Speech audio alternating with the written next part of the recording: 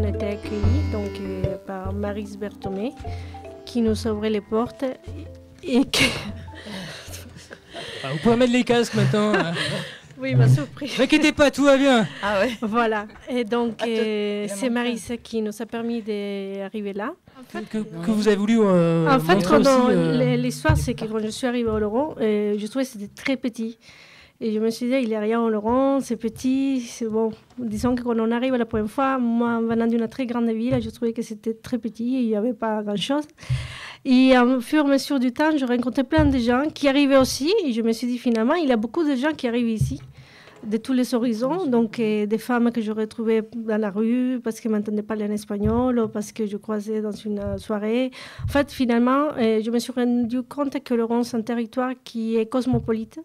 Même si on ne dirait pas d'emblée, on ne s'imagine pas qu'il y ait beaucoup d'horizons différents ici au Laurent. Mais finalement, je me rends compte qu'il y a beaucoup de gens, ils parlent le vécu de la ville. Je pense qu'il y a beaucoup de gens qui sont d'origine espagnole, portugaise, qui sont arrivés au Laurent depuis très longtemps. Et des gens qui arrivent tout le temps, parce que dans notre association, nous avons des gens de tous les horizons, de la Russie, du Mexique, de la Chine, de plein de pays. Et donc, ça montre aussi la richesse culturelle de Laurent, que c'est, même si c'est une toute petite ville, c'est une ville qui accueille beaucoup de monde. C'est vrai qu'il est étonnant de voir, comme disait Yasmine, qu'il y a vraiment de nombreuses femmes sur Oloron qui viennent de tous horizons, que ce soit Amérique latine, que ce soit Europe de l'Est, que ce soit donc Russie, Ukraine. On se rend compte effectivement qu'on peut faire se rencontrer ces gens, ces femmes qui souvent sont plus ou moins isolées si elles ont la barrière de la langue, si elles ne connaissent pas beaucoup de personnes quand elles arrivent parce qu'elles suivent le mari, parce qu'elles... d'être dans la salle informatique ou bien dans la salle de cuisine, donc avec de l'espace, avec possibilité d'utiliser le matériel du centre social. Donc c'est vraiment un atout qui nous a permis, à l'initiative d'une adhérente qui est ukrainienne, c'est Vassilier, de créer un atelier culinaire une fois par mois, puisqu'on a un blog qui est très bien renseigné par une de nos bénévoles, et Nadine. Et donc, sur notre blog, il y a les recettes.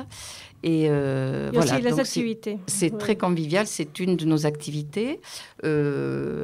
Bientôt, il y aura donc un repas latino avec Colombie et Mexique. Ce sont des sorties que vous faites en famille ou uniquement entre filles alors Entre femmes. Entre femmes. Je vais m'inscrire alors. Entre femmes avec les enfants. Avec une adulte. Par contre, une parenthèse, pour les ateliers culinaires, les conjoints ou les amis et les enfants sont les bienvenus. Voilà. Donc, c'est à signaler. Disons qu'on fait surtout entre femmes parce qu'il faut savoir aussi qu'il y a beaucoup de femmes qui vont pas leur culture, mais avoir des difficultés à se livrer, à parler quand il y a d'autres personnes. Oui, voilà. Moi, je suis Marilou, je suis mexicaine, donc ça fait 2 ans que j'habite ici au Laurent. Et franchement, la première année, j'étais un peu isolée. Je croyais que j'étais la seule étrangère ici. Donc je suis très contente de... Nous sommes tous des étrangers. Ouais, c'est ça que... Bon, je suis contente de... Comment dire d'avoir rencontré Jasmine et Nicole. Des difficultés.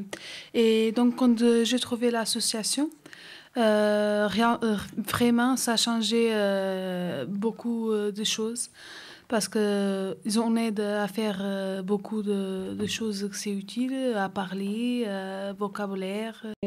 Ça s'agrandit, voilà, c'est une grande famille aujourd'hui. Donc, on a un ensemble de femmes dynamiques, les bénévoles sont très engagés. Et puis une entente entre femmes, des femmes qui ne se connaissaient pas de différents milieux, niveaux, se retrouvent et puis on sent qu'il y a une convivialité, un partage qui est sincère et qui... Bon, voilà. Donc si vous voulez, Yasmine vous dédicacera également l'Inculte tout à l'heure. Donc n'hésitez pas à la rencontrer là. Voilà, merci à elle. Merci à vous. Merci. Voilà. Merci Denis. Merci. Voilà, donc on termine donc sur une